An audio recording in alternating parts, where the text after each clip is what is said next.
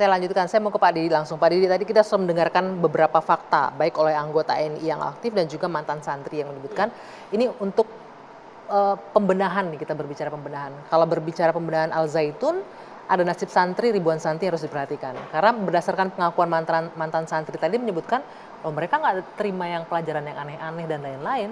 Itu juga jadi perhitungan untuk BNPT, untuk pembenahan ini. BNPT sebagaimana tugas dan tanggung jawabnya dalam merumuskan kebijakan maupun melaksanakan kegiatan kesiapsiagaan kontraradikalisasi dan deradikalisasi dalam rangka penanggulangan terorisme, tentunya kita akan bekerja sama dengan kementerian lembaga terkait untuk bersama-sama untuk melihat ini lebih jauh lagi pendekatan penanganan Al Zaitun maupun NI ataupun Panji Gumilang yang ini harus kita lebih melihatnya secara komprehensif dan sudah sementara ini berjalan ditangani oleh kementerian lembaga terkait sudah saling bersinergis sehingga tentunya kita akan sesuai dengan bidang tugasnya masing-masing untuk lebih mengambil bagian dalam penanganan polemik yang ada ini. Pak Didi, ini kalau di BNPT kan ada yang namanya deradikalisasi. Nah kalau untuk NI tadi kan agak susah mendeteksinya ya. Apa yang bisa dilakukan nih kalau nggak bisa menderadikalisasi, apalagi itu dilakukan hanya bisa kepada orang yang sudah ditahan kan? Atau sudah dipidana. Jadi, untuk yang belum ini mendeteksinya apa yang bisa dilakukan? Deradikalisasi itu sesuai dengan amanat undang-undang bisa dikenakan tersangka, terdakwa, terpidana maupun kelompok orang terpapar. Ya. Nah, untuk itu langkah yang akan bisa kita lakukan adalah setelah melakukan asesmen dan pendalaman yang lebih dengan kegiatan program-program membangun wawasan kebangsaan, kemudian menguatkan terkait dengan pengetahuan terhadap keagamaan yang lebih moderat, moderasi beragama, kemudian aktivitas-aktivitas yang sosial yang lebih bagus, itu bisa untuk melakukan intervensi di Al Zaitun ini. Gus Najih, berdasarkan pengalaman Anda, mungkin nggak dilakukan itu deradikalisasi bagi orang yang terpapar lah kita bicaranya, kalau untuk yang terpidana kan agak susah ya. Yang terpapar dulu deh, mungkin nggak untuk ini. Bahasanya mungkin bukan deradikalisasi ya, karena tadi Pak Didi sudah jelaskan, itu kan untuk pelaku yang sudah dilakukan penegakan hukum, pelaku teror ya.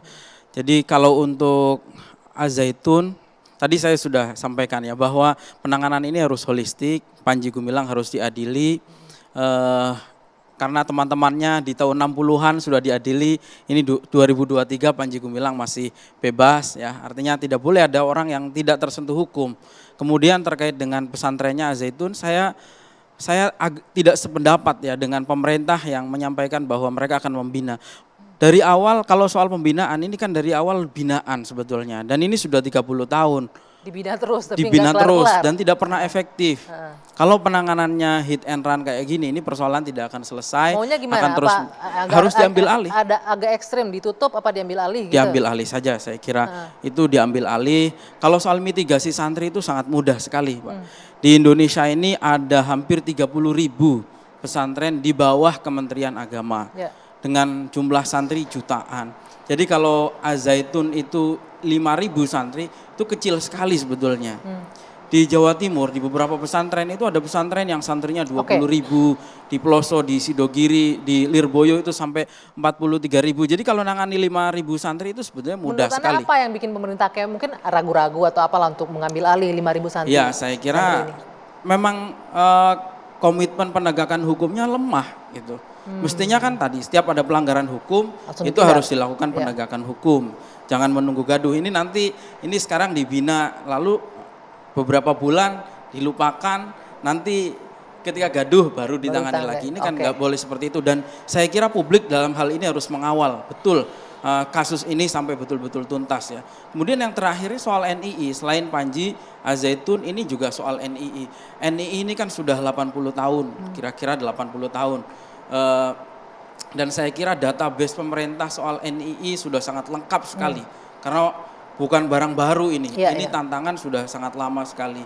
Jadi kenapa organisasi-organisasi turunannya, ya, NII sebagai induk organisasi teror, masih dianggap sebagai organisasi yang bukan organisasi terlarang ataupun DTTOT ya. Harusnya segera masukkan ke harusnya DTTOT. segera dong, karena anak-anak turunan mereka yaitu Jamaah Islamiyah, JAD semuanya JAD sudah menjadi organisasi Oke. terlarang. Sehingga mereka dengan leluasa membangun kekuatan. Tadi Pak Didi cerita di Bali, di Sumatera Barat, di Jawa Barat, mereka masih membangun kekuatan sangat besar. Di Garut itu hasil dari mapping Pemkab itu 41 dari 42 kecamatan di Garut itu ada populasi NII. Bahkan ada seorang Kapolsek yang terpapar NII gitu. Wah. Kalau soal serangan yang terbaru misalnya itu Siti Elina itu yang menerobos ke istana membawa pistol itu anggota NII. Oke, baik. Artinya ini salah satu masukan ya untuk pemerintah juga untuk bisa menjadikan NII masuk dalam daftar DTTOT, daftar terduga teroris atau organisasi